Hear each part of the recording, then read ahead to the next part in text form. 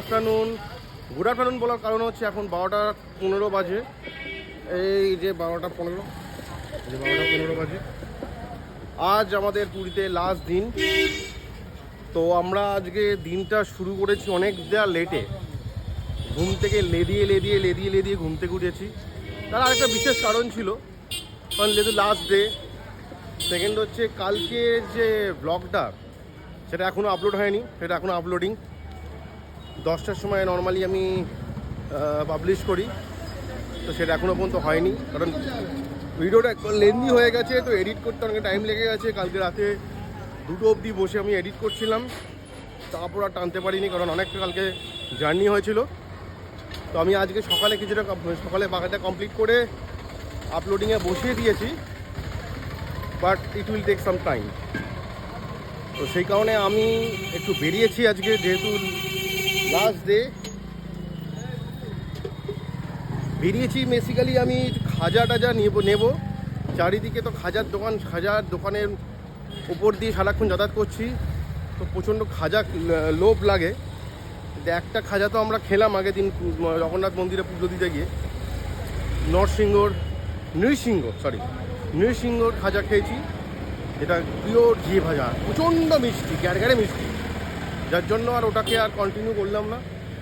একটা অন্য দোকানের হদিশ পেয়েছি, সেই দোকানটা যাব, বেশ একটু ডিস্টেন্স আছে। তারপর টুকটাক কিছু আমার নেওয়ার আছে, সেইগুলো হয়তো নিয়ে হোটেলে ব্যাক করব। একদম ব্রেকফাস্ট করে বেরিয়েছি, আলু পরোটা, ডিম সেদ্ধ, মিষ্টি, পুরো পেট একদম ফুল। দেখতে দেখতে 5টা দিন কেটে গেল এখানে, আর এটা 6 নম্বর দিন। 5 নম্বর দিনের ব্লগ আপলোড হচ্ছে, এটা 6 নম্বর দিন। আজকে আমাদের রাতে 7টা 25-এর ট্রেন, তো 6টা নাগাদ আমরা হোটেল চেক আউট করবো, কালকে বাড়ি। কলকাতায় নাকি শুনছি ফাটিয়ে ঠান্ডা পড়েছে, আশা করব ঠান্ডা থাকবে। ঠিক যে রাস্তা দিয়ে আমি আগের দিন জগন্নাথ মন্দিরে গেলাম বিকেলবেলায়, এই রাস্তাটা দিয়ে আমি এসেছিলাম। এই যে জগন্নাথ মন্দিরের ইয়ে দেখা যাচ্ছে, চূড়া দেখা যাচ্ছে আস্তে আস্তে করে।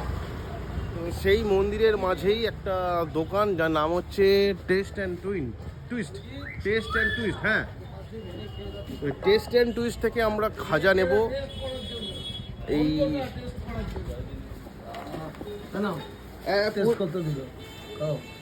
অর্ধেকটা নিন, আমি নিলে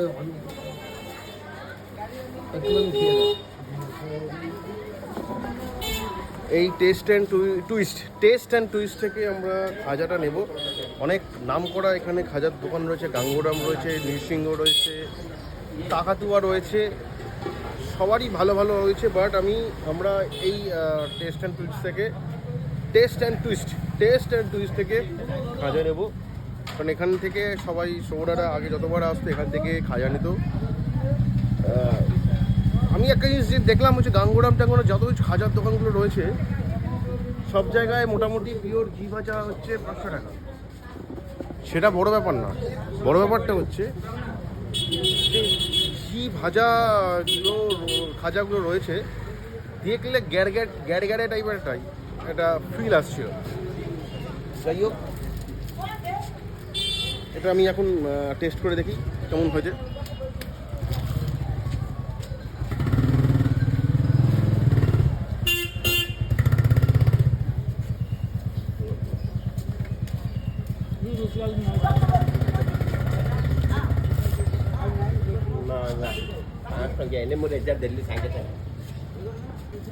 তো ব্যাপারটা হচ্ছে, আমি ফুড ব্লগার তো নয়, তো আমি ফুড ব্লগারদের মতো তো এক্সাজারেট করে ভিডিও মানে রিভিউ দিতে পারবো না। এটা রিভিউ না, এটা আমার এক্সপিরিয়েন্স শেয়ার করছি। এটা একটা মানে দেখে একটা লেয়ারি টেক্সট, মানে একদম ফাইন লেয়ার টাইপের একটা আসছে, অতটা ফোকাস। হ্যাঁ, ফাইন লেয়ার্স, একটা ক্রিস্পি একটা ব্যাপার আসছে। ওপরে মনে হয় গোলমরিচ টাইপের দেওয়া, ইলাইচি টাইচের একটা এসেন্স আছে। টেক্সচারটা অসাধারণভাবে ফোকাস হচ্ছে, কতটা সুন্দর লেয়ার।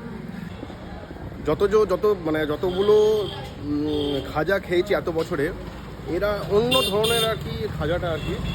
অন্য জায়গায় কর্মর হয় ভালো, সেটাও ভালো লাগে, খারাপ লাগে না, কিন্তু এটা একটা অন্য ধরনের একটা খাজা আর কি। খাও খাও খাও, খাও না, একটু খাও। এইটা হচ্ছে ঘিয়ে ভাজা খাজা, আর এটা খুব সুন্দর রিফাইন তেলে ভাজা। দুটো দেখতে মোটামুটি একই রকম লাগছে, আর এটা ঝুড়ো ঝুড়ো টাইপের, ক্রিস্পি, এটাও বেশ ভালো লাগে দেখতে, খেতে ঝুড়ো করে খেতে। এই হচ্ছে সেই মশলা, এটা এখানকার রেসিপি, এসব দেওয়ার পর এরকম টেক্সচার হচ্ছে। খাজাটা না একটু অন্যরকম অনেক টেস্ট, বেশ ভালো আর কি। আর যেটা গোলমরিচ বলছিলাম, গোলমরিচ না, ওটা একটা আলাদা করে মশলা যেটা ওপরে ছড়িয়ে দিয়েছে, আর ওইটার জন্য টেস্টটা আরও বেশি এনহ্যান্স হচ্ছে। তো এখন সেটা প্যাকিং চলছে বাড়ির জন্য বা ডিস্ট্রিবিউশনের জন্য, প্যাকিং চলছে। এরপর আমরা ডাইরেক্ট বাড়ি যাবো, কারণ আমাদের অনেক কাজ আছে, হেক্টিক আছে, কারণ মানে প্যাকিং সব থেকে মেন চ্যালেঞ্জিং হচ্ছে প্যাকিং করা। প্যাকিংটাই হচ্ছে মেন চ্যালেঞ্জ। প্যাকিং করে ওটা ভাবলেই আমার স্ট্রেস লাগে, কারণ বাড়ি থেকে একদম প্যাকিং করে নিয়ে চলে এসেছি, তারপর তো সব তো বার করা হয়েছে, ওইগুলো আবার রিপ্যাকেজিং করতে হবে, বা যা কেনাকাটা হয়েছে সেই কেনাকাটাগুলো সেইগুলো ঢোকাতে হবে। তার মধ্যে শ্রবণার শরীরটা একটু খারাপ হয়েছে, তো আমাকে না থাকলে আর হবে না, কারণ টিটুটা আছে, টিটুটার খাওয়া দাওয়া থেকে শুরু করে সব কিছু ও একা করছে, তো আমাকে এটা করে তাড়াতাড়ি যেতে হবে। পুরো ব্যাগ ভর্তি করে খাজা নিয়ে নিয়েছি। যারা আমাদের ভিউয়ার তাদের জন্য খাজা রইল, একটা করে সাবস্ক্রাইব করবে, একটা করে খাজা নিয়ে যাবে। আর যদি চাও তো এই টেস্ট অ্যান্ড টুইস্ট থেকে খাজা নিতে পারো। এই দক্ষিণ, আমি বলে দিচ্ছি, জগন্নাথ মন্দিরের দক্ষিণ দ্বারের কাছে যে গলিটা আছে, সেই গলির ভেতরতে এই দোকানটা রয়েছে আর কি। এটা ট্রাই করা যেতে পারে, কারণ আমি এটা খেয়েছি আগে, তো সেই কারণে আমি আর কাকাতুয়া, গাঙ্গুরাম, নরসিংহতে আর গেলাম না। বাড়িতে নিয়ে যেতে হবে যখন, সবাইকে খাওয়াতে হবে যখন, ভালোটাই খাওয়াবো, তো সেই কারণে এটা নিলাম। তো এবার আমরা হোটেলে ব্যাক করি, আর যেটা দরকার ছিল কেনা সেটা মনে হয় না এখন হবে বলে, তো চলো। উই আর কোয়াইট ফরচুনেট, আমরা যাওয়ার আগে আরেকবার মন্দির দর্শনটা হয়ে গেল।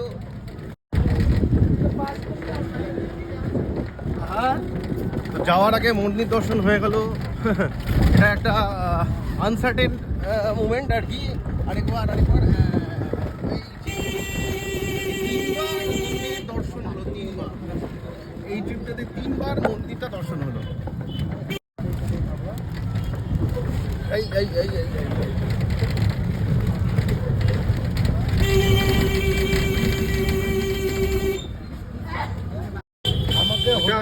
স্বর্গদ্বার, স্বর্গদ্বার শ্মশানে আমি ঢুকেছিলাম। স্বর্গদ্বার শ্মশানে ঢুকেছিলে? দাদু ঢুকেছিলাম না দাদু,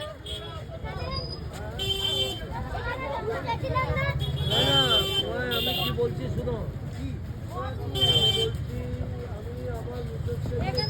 আমাদের প্যাকিং শুরু হয়ে গেছে, 4:30 বাজে, এখন প্যাকিং চলছে। যা পাচ্ছি ঘুপঘাপ করে প্যাকিং করছি, এই যে ঘুপঘাপ করে প্যাকিং হচ্ছে। আমারগুলো এখানে রেখেছি, টিটু মারামারি করছে, সব প্যাকিং হচ্ছে। সব থেকে most difficult part. Blog upload হয়ে গেছে, 4টে বাজে, 4টের সময় শিডিউল করা ছিল। আমি বেসিক্যালি বেরিয়েছি কিছু টুকটাক এখনও কিছু জিনিস কেনার, কারণ আমাদের একটা ব্যাগ লাগবে, ব্যাগটা না হলে সব জিনিসপত্র ক্যারি করতে পারবো না। মার্কেট দেখছি এখনও বন্ধ। দেখছি প্যাকিং হ্যাজ বিন ডান, আমাদের প্যাকিং কমপ্লিট হয়ে গেছে। 2টো ব্যাগ নতুন করে কিনলাম, 3টে ব্যাগ নতুন কিনলাম। একটা এটা দেখালাম, যেটা এটা শ্রবণার জন্য একটা ব্যাগ কিনলাম, আর এইখানে একটা ব্যাগ কিনলাম, এটা আপাতত নিয়ে যাচ্ছি। টিটুর জিনিসপত্র নিয়ে যখন আমাদের এদিক ওদিক বেরোতে হয় তখন খুব কাজে দেবে।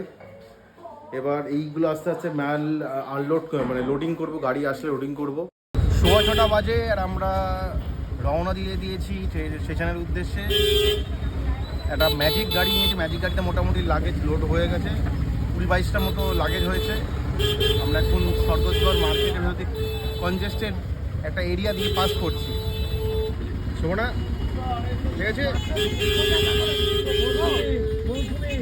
হ্যাঁ আর একটু ভালো লাগছে, অনেকদিন পর বাড়ি যাবো তো, বাড়ি ঢুকবো। এই হচ্ছে কনজেস্টেড এরিয়া, কত কনজেস্টেড। আমি খাবো গো। জায়গাটা ছেড়ে যেতে বেশ খারাপই লাগছে, এতদিন ধরে এখানে সময় কাটিয়েছি, সন্ধ্যেবেলাটা এখানেই কাটতো, ভালোই লাগতো। আর আবার কোনো একটা সময় আসবো, সময় এসে এখানে এই বিচে সময় কাটাবো। শোভনা তো বিচে এমনি রাতের বেলা সন্ধ্যেবেলায় গেছিলো, পা ধুয়েছিলি, পায়ে জল দিয়েছিলি? ওই একদিনই দিয়েছিল। হ্যাঁ, বাট স্নান কিন্তু আমাদের করা হয়নি কিন্তু। স্নান কেউই করিনি। স্নান পিকু হাফ স্নান করেছিল, আমার পাল্লায় করে ফুল স্নানটা করতে পারিনি। ভেবেছিলাম একটা দিন ভালো দেখে দিন দেখে স্নান টান করে নেবো, বাট ওই যা হয় প্ল্যানে একটু চেঞ্জ আসলে। ঠান্ডার মধ্যে স্নান না করেছি ভালো হয়েছে, মানে দিনের বেলায় মোটামুটি টেম্পারেচার ঠিকঠাকই ছিল, স্নান টান করা যেতে পারতো। আর ওই দুটো দিন একটু এদিক ওদিক হয়ে গেছে, নাহলে আমাদের একটা দিন স্নান করতেই পারতো। হাওয়া ভালো দিচ্ছে, কলকাতায় ভালো ঠান্ডা আছে, বোঝা যাচ্ছে। 7টা বাজতে 10 মিনিট বাকি। আমি এমনি হাসছি, বেশ মজার একটা ইনসিডেন্ট হয়েছে, খুব মজা, আমরা যেন আনন্দ করছি ওই জন্য। যাই হোক, 7টা বাজতে 10 মিনিট বাকি, আমরা এখন প্ল্যাটফর্মে যাচ্ছি। কিছু দৌড়াচ্ছে, যার শেষ ভালো তো সব ভালো বলে না, ওরকমই আর কি। শেষটা মানে আমাদের এই ফেরার ব্যাপারটা এত মজাদার হচ্ছে, এই জন্য আমাদের খুব আনন্দ হচ্ছে। আমরা প্ল্যাটফর্মে যাচ্ছি, গাড়ি ওই যে লাগেজ যাচ্ছে। মা চলে গেল।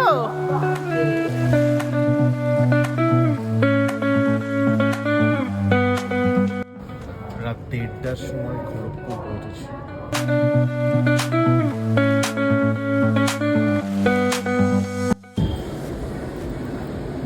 ভোর 4:30 বাজে।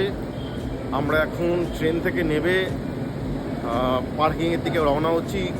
দুটো সেপারেট গাড়ি, একটা বিরাটির উদ্দেশ্যে, একটা বেহালার উদ্দেশ্যে, দুটো গাড়ি চলে এসেছে।